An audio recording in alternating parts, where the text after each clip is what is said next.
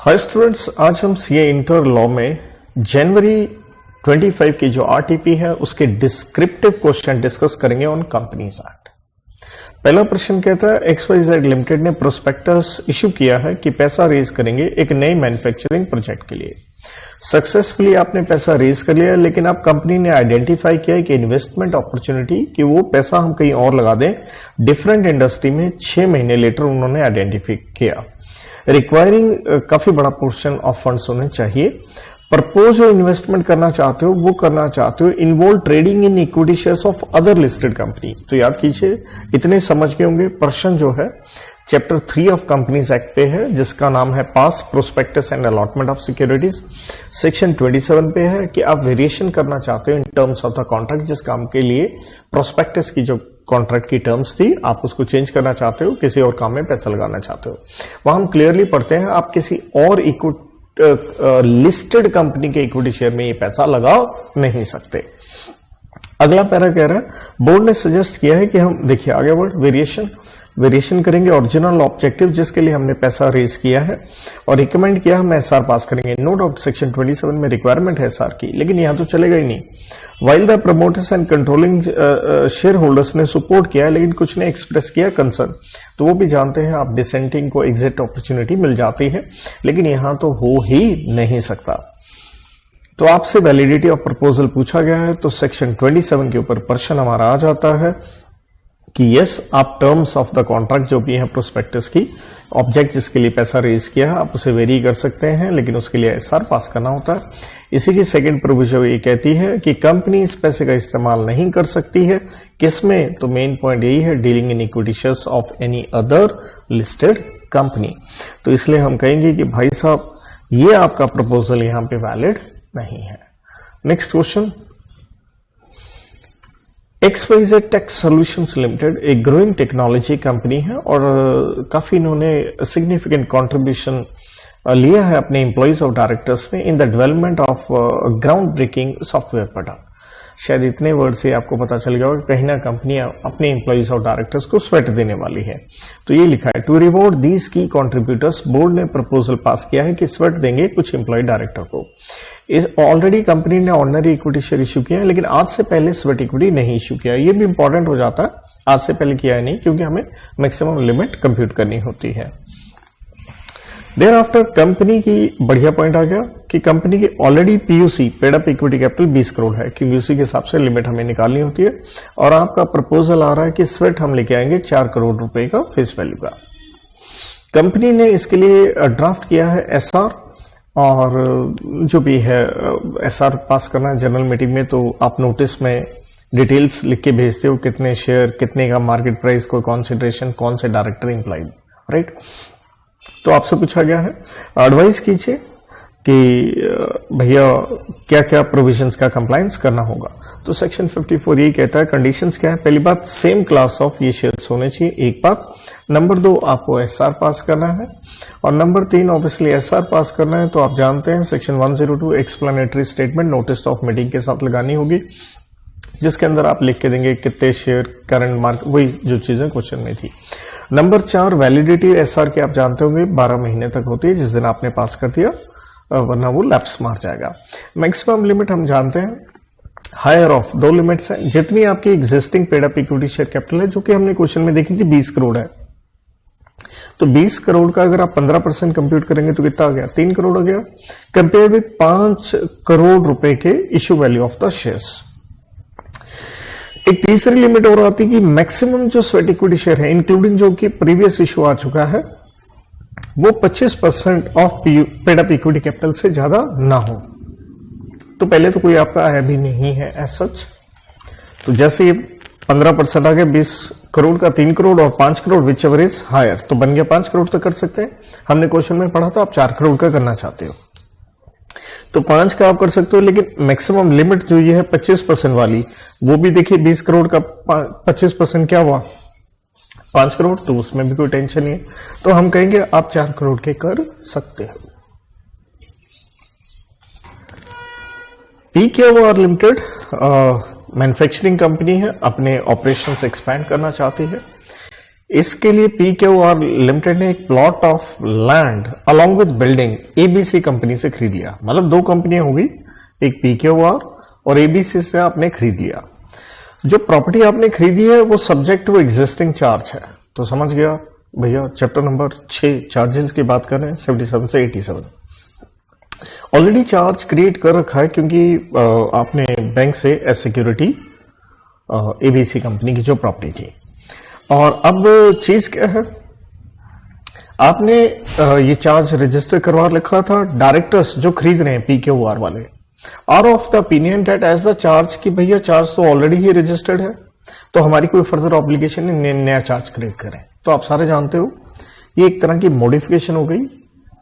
Section 79 read with 77 आपको दोबारा से चार्जेस की रजिस्ट्रेशन करवानी पड़ेगी क्योंकि you are acquiring property subject to charge. Negotiations होती हैं। The bank as the charge holder consents to the sale and transfer to PQR with the condition कि आप एक नया चार्ज रजिस्टर करवाएंगे। वो तो वैसे ही करवाना पड़ेगा, लॉ कहता है। एडवाइस, क्या कंटेंशन डायरेक्टर्स PQR वालों की करेक्ट है? तो हम कहेंगे ये करेक्ट नहीं है। तो यही हम 77 में पढ़ते हैं कि अगर 77 की प्रोविजंस लगती है, रजिस्ट्रेशन करवानी पड़ती है, कंपनी एक्वायर कर रही है प्रॉपर्टी सब्जेक्ट टू चार्ज, या फिर क्या हो रही है, modification in terms and conditions हो रही है। और सेक्शन 79 का ए भी तो ये कहता है कि अगर आपने प्रॉपर्टी खरीदी है, राइट, तो ड्यूटी है सब्जेक्ट टू चार्ज है, तो आपकी ड्यूटी है जो एक्वायर कर रहा है वो सेक्शन 77 का कंप्लायंस करवाते हुए एक फ्रेश चार्ज क्रिएट करे। तो इसलिए डायरेक्टर्स की कंटेंशन क्या हो गई, इनकरेक्ट हो गई। अगला प्रश्न, विशाल लिमिटेड एक अनलिस्टेड पब्लिक कंपनी है, 5 डायरेक्टर हैं, 2 इंडिपेंडेंट हैं। सैम प्राइवेट लिमिटेड एक सब्सिडरी है विशाल की, ठीक है जी। Actively carrying on business, paid up capital बता रखी है आपको 1.5 करोड़ और मेंबर्स 40 हैं, टर्नओवर बता रखी है 18 करोड़। सैम भी एक प्राइवेट है लेकिन वो सब्सिडरी है। अगर आप लिमिट्स देखो, स्मॉल कंपनी आप पढ़ते हो, स्मॉल कंपनी पढ़ते हो आप 2 का 85 में, तो आप 2 का 85 में ट्विन कंडीशंस पढ़ते हो कि भैया PUC ज्यादा से ज्यादा कितनी, मैक्स 4 करोड़ एंड टर्नओवर ज्यादा से ज्यादा कितनी, मैक्स 40 करोड़। अगर आप देखते हैं तो ये लिमिट्स दोनों की दोनों सेटिस्फाई हो जाती हैं। लेकिन आप स्मॉल कंपनी में ही पढ़ते हो, अगर ये नॉन एप्लीकेबिलिटी है, प्रोविजन है, स्मॉल कंपनी का स्टेटस नहीं मिलेगा अगर आप होल्डिंग सब्सिडरी वगैरह हो, तो यहां आपको नहीं मिल पाएगा, राइट।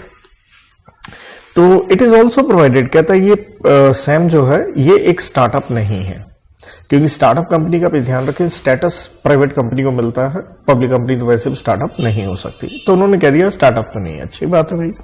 अब कहता है जवाब दीजिए, whether Sam private limited is mandatory required to prepare cash flow statement.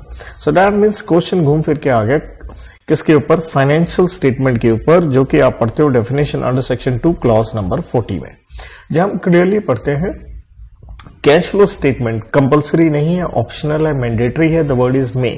किसके लिए, तो मैं कोड की यही देता हूं, OSD, O से OPC, S से स्मॉल कंपनी, S से ही स्टार्टअप एंड D से डॉर्मेंट। इन 4 को जरूरत नहीं है।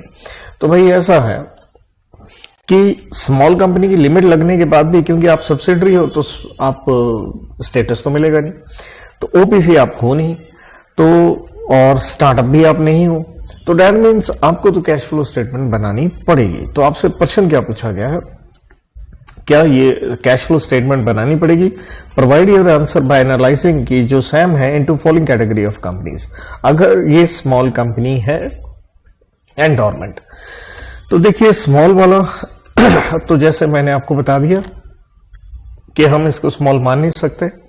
डॉर्मेंट अगर है तो आपको नहीं बनानी होगी, लेकिन आप ध्यान दीजिए, बड़ा बढ़िया क्वेश्चन था, इन्होंने साफ लिखा था, बहुत ही good question, actively carrying on business. तो आप एक्टिवली यहां काम कर रहे हो तो डॉर्मेंट तो है ही नहीं। सो क्वेश्चन को थोड़ा सा इस चीज को ध्यान दीजिएगा, बहुत बढ़िया प्रश्न हो जाता है। तो इसलिए हम कहेंगे आपको हम क्या नहीं मान के चलेंगे, हम आपको डॉर्मेंट नहीं मानेंगे, राइट। तो इसलिए आपको मैंडेटरली बनाना होगा। वैसे एक चीज और इंटरेस्टिंग है, वो क्या है, देखिए आप 2 का 71 का B का प्रोविजो पढ़ते हैं। और वो क्या पढ़ते हैं कि अगर कोई प्राइवेट कंपनी सब्सिडरी है पब्लिक की, वो बाय डिफॉल्ट ही बन जाती है डीम्ड पब्लिक कंपनी। तो यहां पे भी हमारे क्वेश्चन में क्या था, देखिएगा आप सब्सिडरी थे, किसके थे, लिमिटेड लिखा है पब्लिक कंपनी के, तो वैसे भी ये प्राइवेट लिमिटेड किस में कन्वर्ट हो गई, पब्लिक में, तो आपको ये बेनिफिट तो मिलना ही नहीं था, इसलिए मैंडेटरली आपको सीएफएस बनानी पड़ेगी। नेक्स्ट क्वेश्चन, प्राण लिमिटेड एक अनलिस्टेड है, रजिस्टर्ड ऑफिस अगरतला में है, कंपनी ने शेड्यूल किया है एजीएम 31 जुलाई गोवा में बुलाएंगे। अब देखिए इसका चाहे रजिस्टर्ड ऑफिस कहां है, अगरतला का है, गोवा में बुलाना चाहते हो लेकिन आप अनलिस्टेड हो। कहते हैं मीटिंग कमेंस होती है 3 बजे, कंक्लूड होती है 6 बजे। तो हम सेक्शन 96 में क्लियरली पढ़ते हैं कि मीटिंग बुलाने का टाइम बताया गया है 9 से 6, कंक्लूजन का कोई फर्क नहीं पड़ता। पहली बात ये ध्यान रखिएगा, चाहे 8 बजे हो, तो कंप्लायंस हो रहा है। देन एजीएम होती तो आरओ में है या उसी जगह पे जहां पे आपका रजिस्टर्ड ऑफिस है, लेकिन हम ये पढ़ते हैं अगर आप अनलिस्टेड कंपनी हो तो एनी प्लेस इन इंडिया आप कर सकते हो, अगर आपकी कंसेंट सारे मेंबर से एडवांस में ले लेते हो। कैसे, या तो राइटिंग में या इलेक्ट्रॉनिक मोड में। तो ये लिखा बाय 1 जुलाई कंपनी ने रिटर्न कंसेंट ले ली सारे मेंबर से और वाया ईमेल ले ली, तो इलेक्ट्रॉनिक या रिटर्न कुछ भी हो सकता है। तो इवैल्यूएट क्या एजीएम वैलिडली आपने बुलाई है, द आंसर इज यस।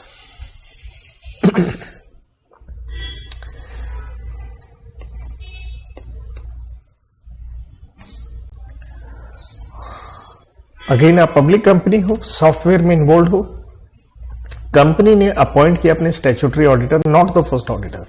ये ध्यान रखिएगा, फर्स्ट ऑडिटर की बात नहीं हो रही, सब्सिक्वेंट की बात हो रही है। तो समझ गए होंगे आप कि सब्सिक्वेंट की बात हो रही है, तो सेक्शन क्या लग गया, 139 का 1 लग गया।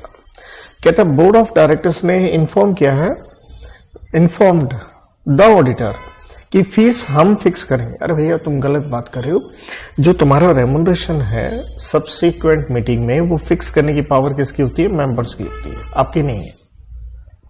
ऑडिटर समझदार है, उसने इस चीज को क्या किया, ऑब्जेक्ट किया। नाउ द डायरेक्टर्स जो है उन्होंने आपको अप्रोच किया कि भैया एडवाइस कीजिए कि whether they can solely fix the remuneration. तो वो ऐसा कर नहीं सकते हैं, राइट। रेमुनरेशन फिक्स करने के ऊपर देखिए अपन सेक्शन क्या लेके चलते हैं, 142 लेके चलते हैं। तो हम इसी में पढ़ते हैं कि रेमुनरेशन जो फिक्स किया जाता है वो फिक्स किया जाता है जनरल मीटिंग में, या फिर उसका तरीका बता दिया जाता है कैसे वो फिक्स किया जाएगा। जबकि अगर फर्स्ट ऑडिटर होते हैं तो वो पावर बोर्ड की होती है, वो तो है नहीं। देन आंसर में क्या लिख दिया कि रेमुनरेशन का मतलब क्या है, in addition to fee payable, हम क्या इंक्लूजन लेके चलते हैं, expenses incurred by the auditor, और number 2 any facility extended to him. लेकिन उसके अंदर क्या नहीं आएगा, फॉर एनी अदर सर्विसेज के लिए अगर आपने कुछ पैसे दिया हम रेमुनरेशन मान के नहीं चलेंगे। इसलिए हम यहां कहेंगे जो बोर्ड का कहना था कि वो फिक्स करेंगे, ये सही नहीं है। इसके साथ ये कंपनी साइड के प्रश्न यहां समाप्त होते हैं। होप सो आपको इससे यूटिलिटी मिले। Thank you.